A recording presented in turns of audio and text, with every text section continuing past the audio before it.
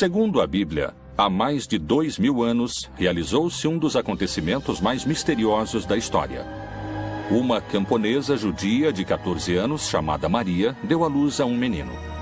A mulher era virgem e seu filho, Jesus, seria reconhecido como o salvador de seu povo.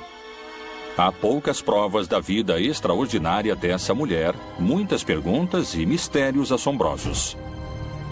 Como e por que há tão pouca informação e, no entanto, se fala tanto dela ao ponto de ser um dos pilares da Igreja Católica? Que enigmas se escondem na Bíblia sobre a Virgem Maria? A Virgem Maria é a mulher imaculada. A Igreja assegura a virgindade de Maria antes, durante e depois do parto. O Novo Testamento fala muito pouco sobre a mãe de Jesus, surpreendentemente pouco. A Maria que a instituição nos vende é uma Maria extraterrestre. Mulher, eis aí teu filho. Filho, eis aí a tua mãe. Maria é também a mãe de toda a humanidade.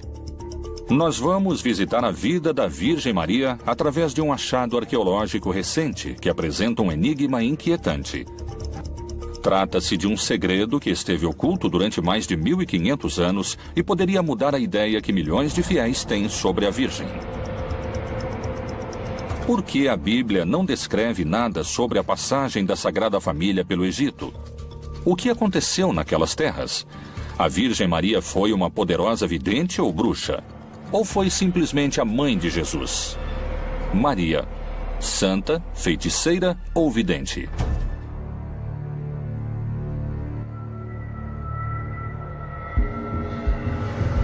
Recentemente, um manuscrito de mais de 1500 anos foi interpretado, escrito em língua copta, um idioma usado pela cristandade no Antigo Egito. É um feito que surpreendeu a comunidade científica, sobretudo pelo que sugere seu título: O Evangelho dos Oráculos de Maria. Através do Novo Texto, encontramos evidências de que Maria estava associada com práticas oraculares. Comunidades originárias ligadas justamente a práticas de cura, pois retomaram a figura de Maria e fizeram justamente esse escrito. A partir disso, a pergunta que surge é se Maria, em seu ministério, em sua vida, usou de práticas curativas. A Igreja Católica vem administrando de diferentes maneiras ao longo de sua história a aparição de figuras que dizem possuir poderes mágicos. Aparecem nos escritos dizendo que elas têm algum tipo de poder. Em geral, esses poderes têm a ver com a comunicação com o divino ou com a saúde. Como o texto do Evangelho dos Oráculos de Maria está escrito em uma língua egípcia antiga, diferentes investigadores estão trabalhando na tradução de seus textos. Embora a existência do livro tenha se revelado em 1984, recentemente conseguiu ser interpretado, e alguns especialistas apontam um seguidor de Maria como seu autor. A professora de religião da Universidade de Princeton, que tem o trabalho de estudar e traduzir o livro misterioso, tem sua versão. O texto foi escrito no século V ou VI da nossa era. É o Evangelho dos Oráculos de Maria, a mãe de Jesus. Maria recebeu as respostas que estão escritas nesses textos através do arcanjo Gabriel.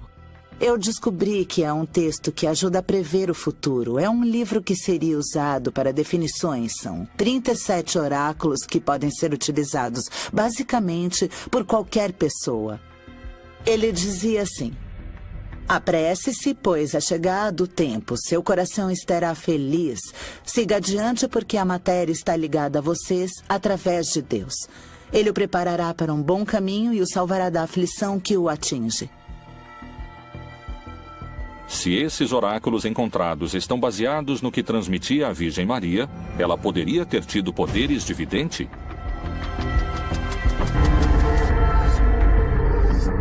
Além desse antigo manuscrito, quais são os outros indícios de que Maria poderia haver dominado poderes obscuros? Supõe-se que Maria podia fazer milagres, não diretamente, mas através, por exemplo, pendurar as roupas de Jesus no quintal e as pessoas vinham, as tocavam e então recebiam algumas curas. O que seriam os milagres no marco do cristianismo? Ele é a aparição do extraordinário na vida cotidiana das pessoas e que, em geral, o que funciona como prova para fazer de alguém um santo. Os milagres eram para benefício de uma pessoa, mas também era o testemunho de toda uma comunidade. Os feitiços geralmente são usados para causar danos. A feiticeira não deixarás viver. A bruxaria é um sistema de relações. Através de uma pessoa que faz um sortilégio, um malefício a outra. Então, essa pessoa que se sente afetada por esse malefício recorre à figura do bruxo, buscando a cura, pedindo um outro malefício para detê-lo.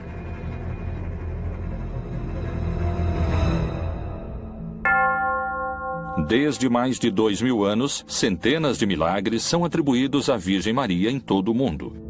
Esses poderes podem ter relação com os de uma feiticeira? Talvez a resposta se encontre entre as virgens e bruxas mais famosas da história. Bodmin, Inglaterra, começo do século XIX. Joan White, uma das bruxas mais famosas da história.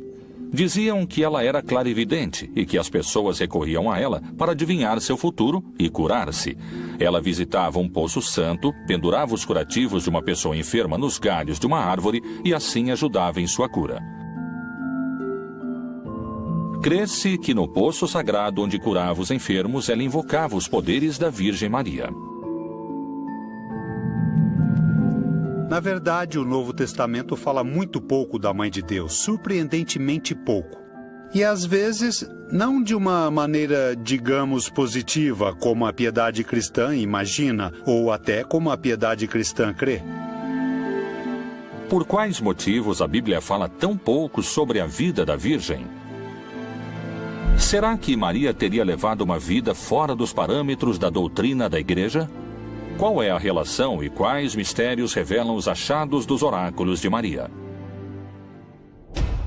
As pessoas que escreveram este oráculo consideravam Maria uma médium. Eu acredito que esse texto funcionava como uma pessoa que consulta a Bíblia hoje em dia. Ela a abre e a passagem que lê está dirigida à sua vida. Em certo sentido, esses oráculos eram como os psiquiatras do mundo antigo. São muitas as passagens bíblicas que anunciam os castigos de Deus àqueles que desviam do caminho e das Escrituras Sagradas. A leitura que se faz através desses personagens é uma leitura oficial. E é a leitura que chega a todos nós. Algum homem ou mulher em si tiver um espírito de necromancia ou espírito de adivinhação, certamente morrerá. Serão apedrejados. O seu sangue será sobre eles. Na Bíblia, vamos encontrar personagens que estarão fora de toda a estrutura religiosa, que queriam se apresentar ou que se apresentavam dentro do povo. A bruxaria é incompatível com a fé em Deus a partir do ponto de vista bíblico, porque aquele que dá a saúde, se você usa de bruxaria para se curar, aquele que dá a saúde é Deus, embora existam médicos. Se se trata de conhecer o futuro, aquele que o revela é Deus. E aquele que conduz a história é somente Deus. Portanto, a bruxaria é incompatível com a fé no Senhor. As aparições da Virgem Maria são sempre um mistério. Nessa questão entra uma série de aparições marianas que podemos entender como uma intervenção da Mãe do Nosso Senhor, da Mãe de Deus. A Igreja tem muito cuidado quanto a reconhecer uma aparição, porque a charlatanice é muito fácil. Em 11 de agosto de 1858, em Lourdes, na França, a jovem Bernadette Soubirous caminhava quando escutou um barulho e sentiu o vento.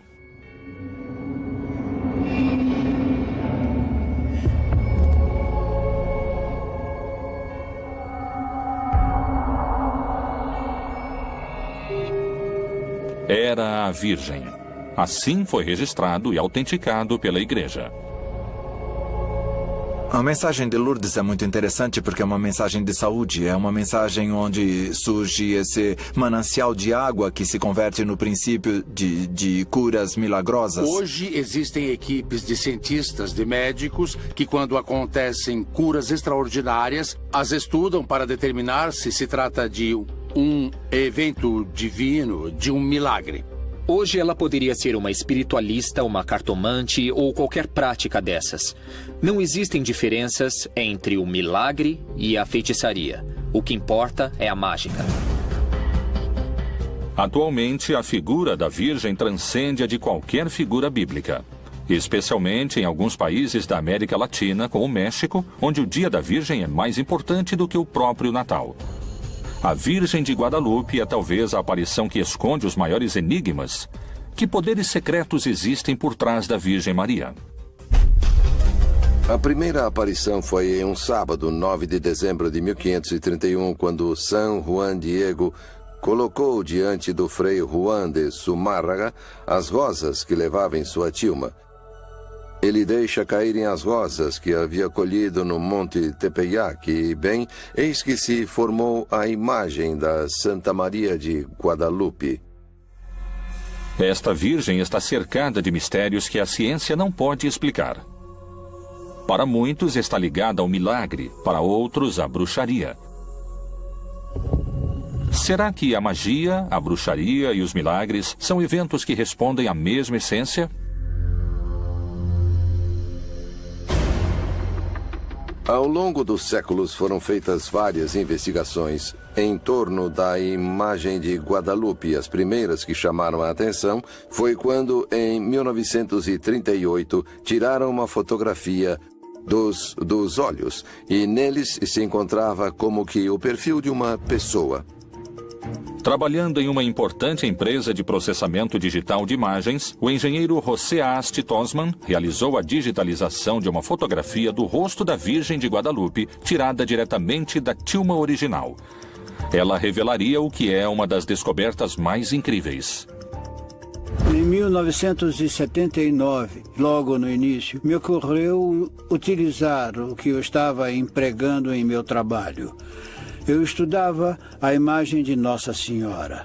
O processo que eu utilizei foi trabalhar com fotografias, digitalizá-las, ampliações, melhorias com filtros matemáticos e lá no centro estava, na pupila, estava a família. Eu creio que essa foi a mensagem que Nossa Senhora nos deixou. A Virgem de Guadalupe é adorada por milhões de fiéis ao redor do mundo que asseguram terem sido testemunhas de inúmeros milagres. Grandes multidões se reúnem todos os anos para pedirem e agradecerem.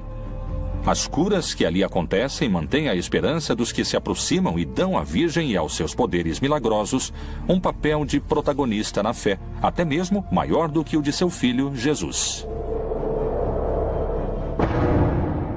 Eu vim agradecer o aparecimento da minha sobrinha, que estava perdida e, graças a Deus, voltou. Nós a encontramos, então eu vim cumprir a promessa. Para mim, ela é tudo, com certeza. É como a mãe que a vida nos deu. Ela é algo muito importante. Meu problema é que há muitos anos eu não consegui engravidar. Então, eu pedi à Virgem que me desse esse milagre de engravidar. Essa é a minha filha. No dia 17 fará um mês e eu vim agradecer à Virgem por eu ser mãe. Para mim, ela é como a minha segunda mãe. Para mim é algo, não sei, algo muito especial a Virgem de Guadalupe. A Virgem de Guadalupe não foi a única aparição. Existem 28 visões da Virgem aprovadas pela Igreja Católica. Mas aparições espetaculares de mulheres ligadas à bruxaria também são narradas em escritos desde a antiguidade. Será que essas visões foram as mesmas? Existem evidências históricas de práticas ocultistas que remontam a mais de 30 mil anos. A magia, a feitiçaria e o contato com os poderes naturais se estenderam até tempos ancestrais, até o Antigo Egito. Quais são as provas de que Maria chegou até lá? Qual é a ligação misteriosa entre Ísis, a deusa do Egito Antigo, chamada Grande Bruxa, e a Virgem Maria?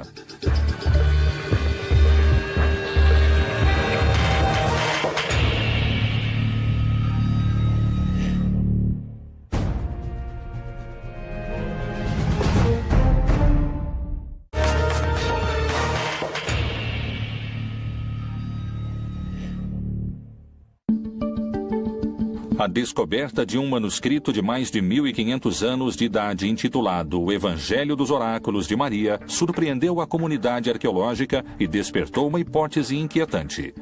Será que Maria teria sido uma vidente? Existem antecedentes dessas práticas no Egito? Especialistas afirmam que esse texto misterioso foi usado lá.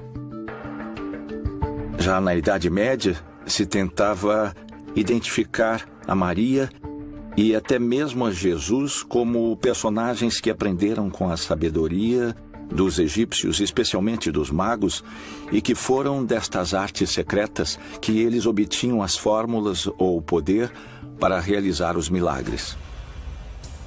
Será que a Virgem Maria teria chegado até essa região do Alto Egito? Ela aprendeu no Egito técnicas para dominar poderes misteriosos? Maria estava no lugar onde o manuscrito foi achado? Para revelar esses mistérios, é necessário seguir os passos da Sagrada Família até a terra dos faraós. Então Herodes, vendo que havia sido iludido pelos magos, irritou-se muito e mandou matar todos os meninos que havia em Belém. O contexto é que Herodes, um idumeu, aliado a Roma, fica sabendo da visita de uns magos que vinham do Oriente e que havia nascido um rei. Ele pensa que é um rei terreno que vai tirá-lo de seu lugar. E então ele decide matar os meninos de uma aldeia que fica ao sul da Judéia e que se chama Belém. E tendo ele se retirado, eis que o anjo do Senhor apareceu a José num sonho, dizendo: Levanta-te e toma o menino e sua mãe, e foge para o Egito, e demora-te lá até que eu te diga, porque Herodes há de procurar o menino para o matar. Quando nós lemos as Escrituras Sagradas, com certeza ela nos diz que, para salvar o menino de Herodes, que pretendia matá-lo, a Sagrada Família foi para o Egito. No Egito, a feitiçaria ou as práticas mágicas ligadas aos sacerdotes, aos sábios, fazem parte da cultura milenar. Muitas das práticas culturais e religiosas foram absorvidas também por Israel. Mesmo sem termos conhecimento do local onde foi encontrado o Evangelho dos Oráculos de Maria, os textos similares dão indícios de uma possível origem onde práticas religiosas e rituais pagãos eram realizados. Não sabemos exatamente onde esse texto foi encontrado. O que sabemos é que foi doado à Universidade de Harvard, mas as pessoas que o doaram não disseram onde o encontraram. Existe um lugar no Egito onde tem o altar de um santo, São Colutos, que fica localizada na cidade de Ansena. Lá foi encontrada uma página de um texto similar. Assim, nós soubemos que as mesmas pessoas que praticavam essas mesmas consultas usando os altares dos santos no Egito. Numerosas evidências encontradas, desde talismãs, amuletos, hieróglifos e manuscritos, indicam que os egípcios buscavam contato com seres de dimensões espirituais e pretendiam dominar os poderes sobrenaturais. Como isso pode ter influenciado Maria? Todas essas sociedades que nós viríamos a chamar de Oriente Médio, com processos de expansão desses reinos que se transformaram em impérios e suas políticas de dividir as comunidades e realizar deportações, foram se formando comunidades desses grupos que começaram a ser, digamos, excluídos desse lugar geográfico onde habitavam e começaram a viver em outras zonas. Analisar sociedades antigas com os parâmetros de hoje às vezes pode ser um pouco complicado porque temos que nos situar no contexto. Nesse momento estamos situados nos primeiros séculos, do 1º ao 3º século da era cristã, onde o termo que se utilizava mais comumente era o termo mago, maga, que vinha do egípcio mag, que significa sacerdote. Então, são as pessoas ligadas a essas práticas sacerdotais e curativas na época que hoje as tipificamos como práticas de feitiçaria. Assim, Maria e sua família passaram de serem adorados por reis do Oriente a serem fugitivos perseguidos pela lei. Segundo o Evangelho extracanônico, a Sagrada Família partiu de Belém até Gaza, onde atualmente é o Parque de Zaranik, situado a 40 quilômetros a oeste de Al-Arish. Eles entraram no território egípcio pela parte mais setentrional do árido e duro deserto do Sinai. Nós temos registros do século VI a.C. de uma comunidade em Elefantina, composta praticamente por militares judeus, os quais haviam encontrado os papiros, os famosos papiros de Elefantina. Esses papiros nos revelaram como era o judaísmo na época. Em Elefantina havia um judaísmo sincrético, onde o templo era dedicado a Yahvé e também à deusa Anat.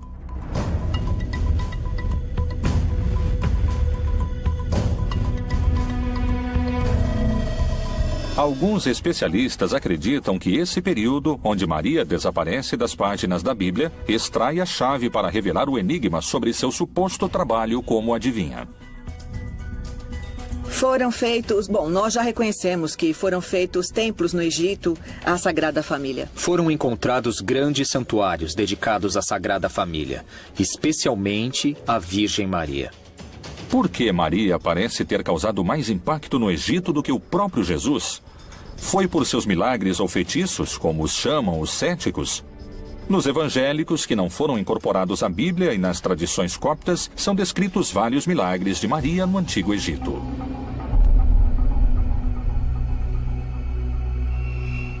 Jesus também utilizava plantas medicinais para suas curas, possivelmente. Isso faz parte, poderíamos dizer, das práticas tradicionais, medicinais, nas quais as mulheres teriam um papel fundamental. Daí poderiam concluir que Maria também participou dessas práticas. Os especialistas que sustentam a ideia de que Maria dominou técnicas de ocultismo, além dos oráculos, descobriram outros indícios. A chave também se encontra no Antigo Egito. No texto bíblico, nós teremos Maria, que em alguns momentos é muito forte, pois foi um instrumento de Jesus, do Deus feito carne. E fora do texto bíblico, temos outra líder interessante, que é Ísis. Nós veremos imagens de Ísis muito similares às representações eventuais de Maria, como dando de mamar, ou tendo um bebê, o menino Jesus. É inconsciente, às vezes. É muito lento, é inconsciente a maneira na qual as deidades vão se sincretizando. Ela era a deusa da fertilidade, da agricultura ou de qualquer coisa que tivesse a ver com o cultivo da terra, em associação com Osíris, que era conhecida como a deusa da ressurreição. E aconteceu que, dizendo ele estas coisas, uma mulher dentre a multidão, levantando a voz, lhe disse: Bem-aventurado o ventre que te trouxe e os peitos em que mamaste. Essa figura de uma mãe virgem com um menino Deus é muito antiga. Na Mesopotâmia, ela apareceu 2000 anos antes de Cristo. Ela é a deusa Ishtar, que é virginizada para que nasça seu filho Thamus. Afrodite e todas as deusas que tinham a ver com o reino no céu, com uma mãe deusa, seriam identificadas como Maria. Mas a partir do século IV em diante, já seria muito difícil separar as ideias genuinamente cristãs desta mistura com personagens do mundo pagão. E no inconsciente coletivo, ou na memória dos povos, sempre irão conectar as mulheres com a possibilidade de dar vida. Ou seja, porque tem um bebê em seu ventre, dão vida, mas também isso vai conectá-las ao momento da ressurreição. Depois de vários séculos de transição, desde a adoração a Ísis ao culto a Maria e ao cristianismo, a veneração à deusa egípcia desapareceu. No entanto, a igreja cristã teria que enfrentar expressões de culto pagão que ameaçavam suas doutrinas. Qual será a verdadeira razão que levou a Inquisição à caça às bruxas? Por acaso a perseguição seria porque seus poderes competiam com os de Maria?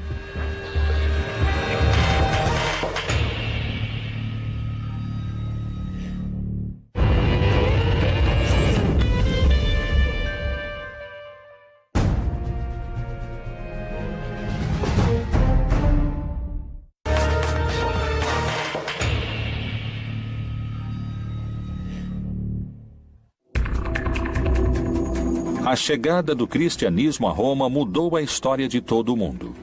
A igreja recém-nascida se encontrou com as crenças chamadas pagãs e foi produzido um choque sem precedentes.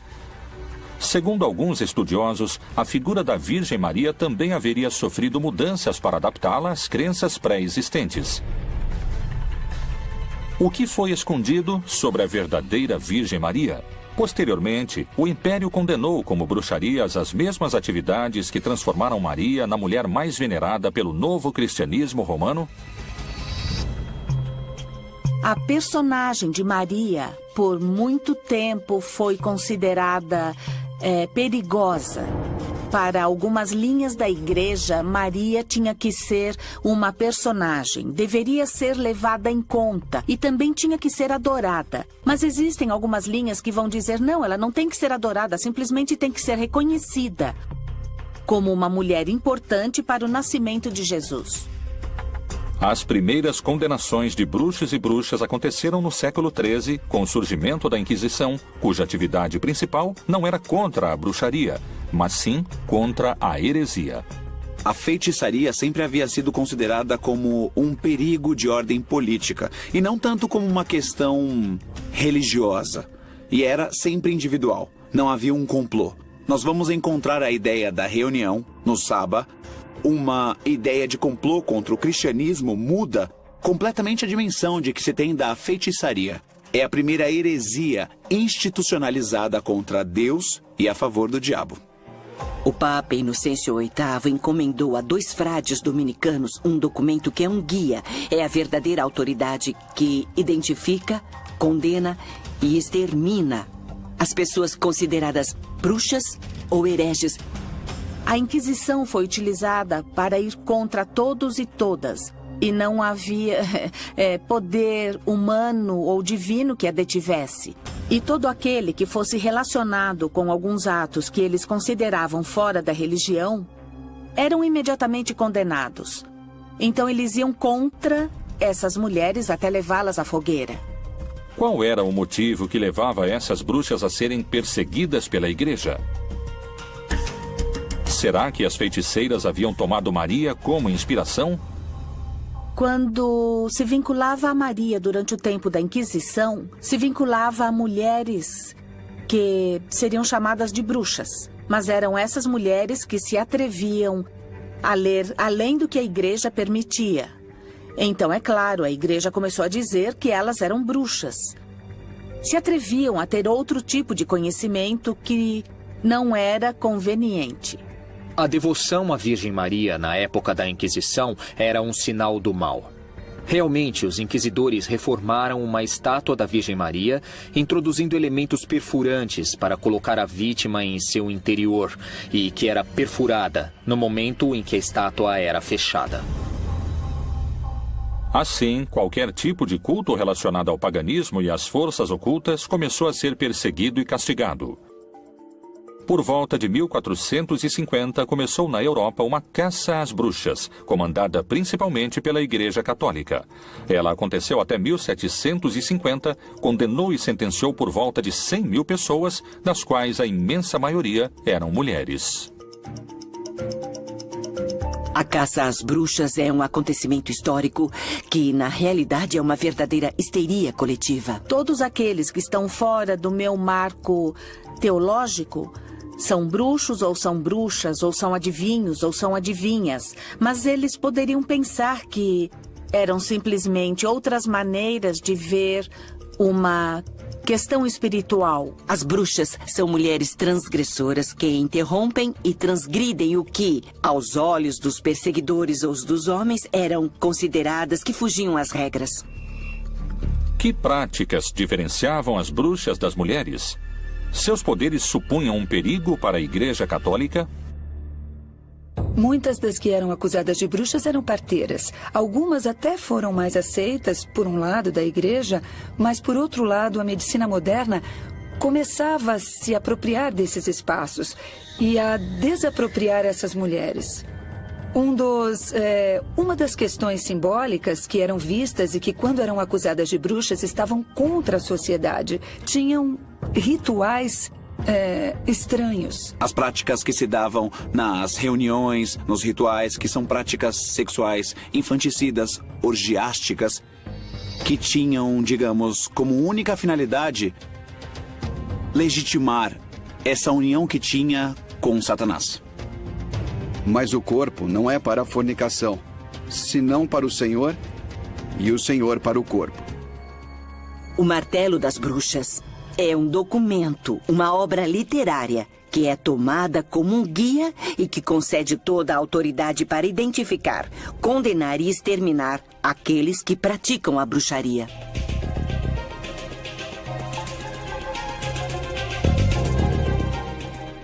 Na Idade Média, o imaginário feminino e a força da feminilidade volta com as beguinas, que nascem na Alemanha. Na Bélgica, muitas mulheres viam uma saída. Eu não quero casar, mas não quero ser freira. Elas iam viver nos beguinários, e muitas dessas beguinas terminaram em uma fogueira acusadas de bruxaria. Foi o medo da força feminina outra vez, e destruíram os beguinários com fogo. As ideias que relacionavam Maria com a deusa Ísis e com a magia pareciam ficar para trás. No entanto, segundo afirmam esses especialistas, a Idade Média foi uma época de controvérsia e discussão sobre outro aspecto da vida de Maria, o sexo. A Maria é venerada como uma mãe, e uma mãe muito especial, uma mãe que não pecou, que concebeu sem pecar, porque a Igreja continuava considerando que mesmo o ato sexual para a concepção era algo pecaminoso.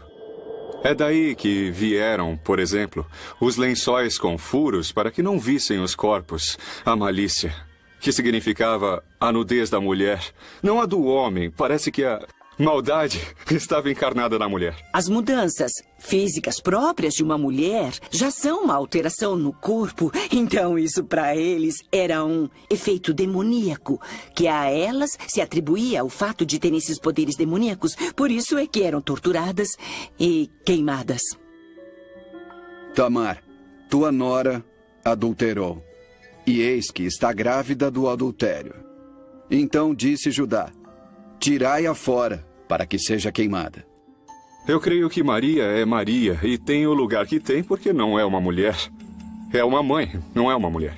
A Virgem Maria é o protótipo da mãe, é a mulher imaculada, ou seja, sem mancha. Nela não há pecado, porque também está associada à sua maternidade e à sua obediência. Maria é virgem, enquanto que a bruxa pratica sexo selvagem.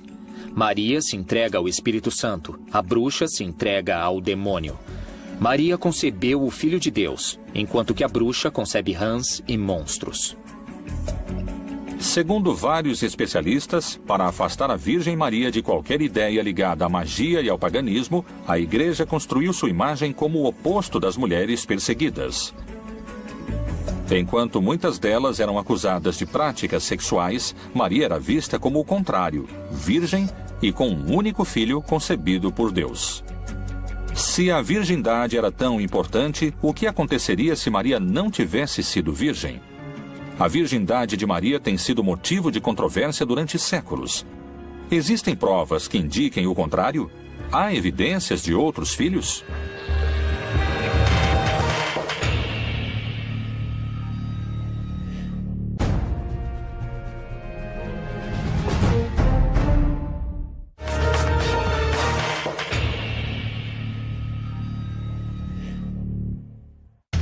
Os textos sagrados diferenciam a Virgem Maria do resto das mulheres.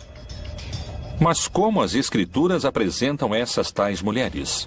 Para reforçar a imagem de Maria como o oposto das feiticeiras, a Igreja também teria se apoiado em outras figuras femininas que a Bíblia descreve.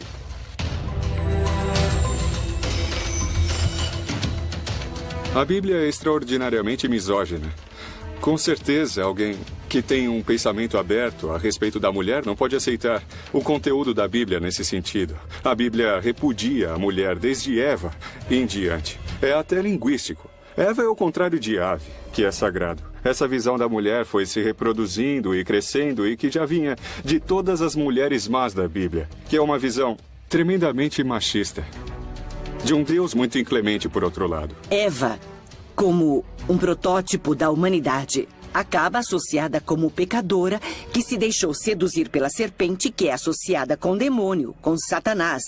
E por ela se diz que foi introduzido o pecado e a morte e a dor da mulher ao dar à luz. E disse a mulher: multiplicarei grandemente a tua dor e a tua conceição. Com dor darás à luz filhos, e o teu desejo será para o teu marido, e ele te dominará. Adão e Eva pecam. Adão e Eva se separam do plano original de Deus, enquanto que Maria é virgem, é fiel. Maria Madalena é uma mulher que aparece nos 4 evangelhos, nos momentos mais importantes da vida de Jesus. É dito que Jesus expulsou 7 demônios dela. Obviamente, uma interpretação patriarcal o associa imediatamente aos varões.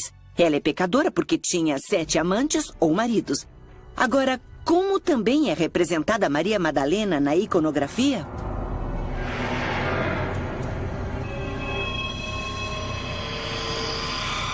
Livre. A virgindade de Maria ainda hoje é motivo de debate e controvérsia.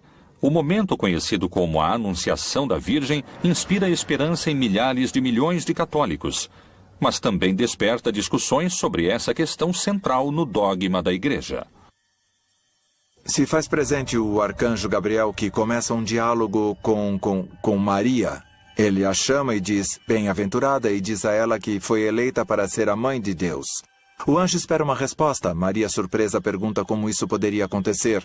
E quando ela entende de alguma maneira o mistério que está por acontecer, ela diz estar de acordo, acredita no que foi dito, e quando o anjo se retira da sua presença, Maria está grávida.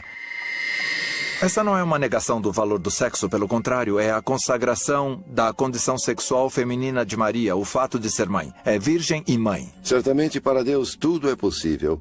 É muito difícil para nós entender como isso poderia acontecer.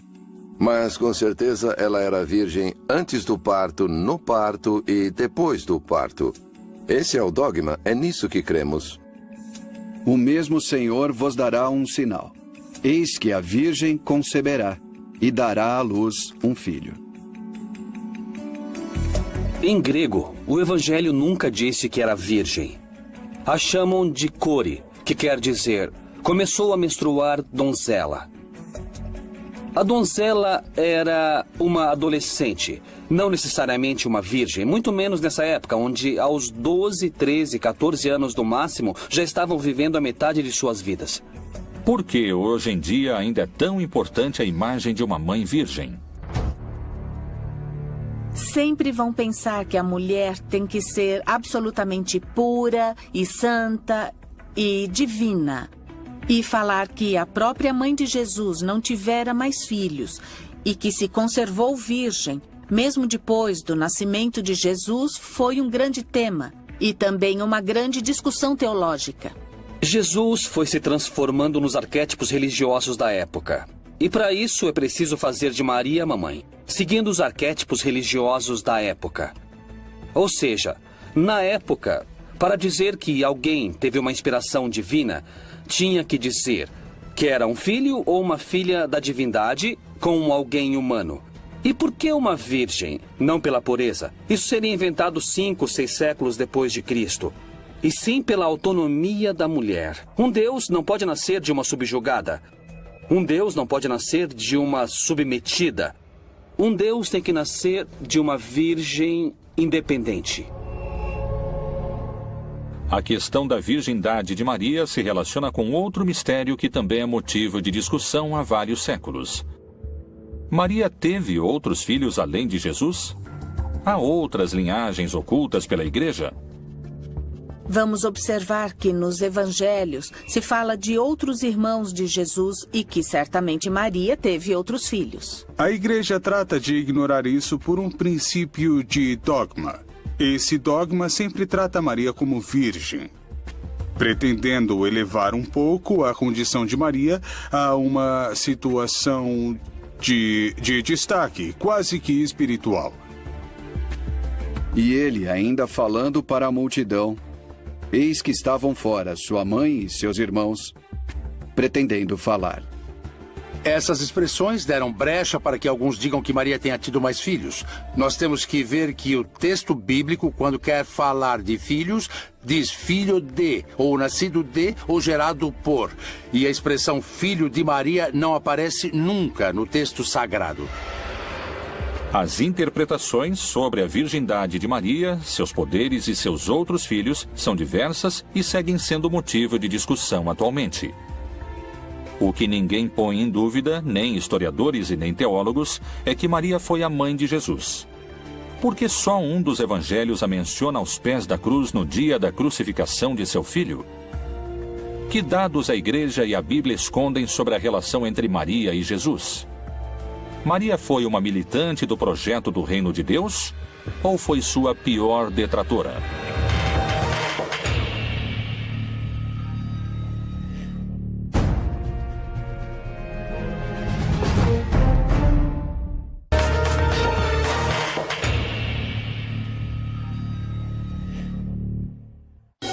A virgindade de Maria, sua vida sexual e seus outros filhos, além de Jesus, são sujeitos à interpretação e à fé de cada indivíduo. A Bíblia conta muito pouco sobre esse tema, como é pouca também as informações que se encontram nos textos sagrados sobre sua relação com Jesus. Por que o único evangelho que fala sobre Maria ao pé da cruz é o de João? Por que a Bíblia abstém-se de tantos dados sobre a vida de Maria e sobre tudo a respeito de sua relação com Jesus? E junto à cruz de Jesus estava sua mãe, e a irmã de sua mãe, Maria, mulher de Clopas, e Maria Madalena. Entre Jesus e Maria havia um problema de entendimento. A piedade cristã não pode suportar isso, especialmente a católica e a ortodoxa não conseguem suportar isso e enfeitam de flores a relação de Jesus com sua mãe, sem pensar que era conflituosa ou que foi conflituosa todo o tempo. E acho que Maria teve problemas para entender a missão de seu filho. A relação entre Maria e Jesus foi muito conflituosa no começo, porque a Maria não queria que Jesus enfrentasse nada mais, nada menos que o Império Romano. E diz um texto de Marcos que a Maria quis se apoderar dele e a expressão sugere muita violência. Que planos Maria tinha para sua própria vida e para seu filho? O quanto acompanhou Jesus em sua luta? Será que Maria conhecia, através de seus poderes místicos, o final anunciado que esperaria ao seu primogênito e este ser o motivo de sua disputa? A mãe pressentia aquilo que aconteceria com Jesus e por isso se opõe totalmente a Jesus. E Jesus a rechaça. Ele segue seu caminho. E quando a mãe interfere, ele diz à mãe que não se meta. Em certa ocasião, Jesus é avisado que sua mãe e seus irmãos procuram por ele. E ele diz, e quem são minha mãe e meus irmãos? Esta resposta, mesmo que tenha um lado positivo, é agressiva com sua mãe. E então Jesus disse, quem não deixar pai, mãe, filho e irmãos não pode ser meu discípulo, porque os inimigos do homem serão os da sua casa. Maria realmente se opôs, sem dúvida. Naturalmente, e depois se converteu, depois se transforma. Essa é a Maria que realmente pode servir realmente a um crente hoje que crê em um projeto de libertação. E foi-lhe dito, estão lá fora tua mãe e teus irmãos que querem ver-te. Mas respondendo ele, disse-lhes, minha mãe e meus irmãos são aqueles que ouvem a palavra de Deus e a executam. Maria se transforma naturalmente em um símbolo instigante. O problema é se esse símbolo que nos foi apresentado corresponde à realidade histórica ou então a distorce. O mistério da vida de Maria inquieta estudiosos e fiéis há mais de 2000 anos. Para alguns, ela foi uma jovem e simples mulher judia que deu à luz ao Messias. Outros sustentam que sua imagem é uma construção feita pela Igreja, que teve mais filhos, que foi uma vidente e que viveu sua vida sexual com liberdade. O misterioso manuscrito do Evangelho dos Oráculos de Maria a relação com seu filho Jesus e as poucas páginas que a Bíblia dedica a uma mulher tão influente para a religião seguirão sendo um mistério que permanecerá, talvez, pelos séculos dos séculos.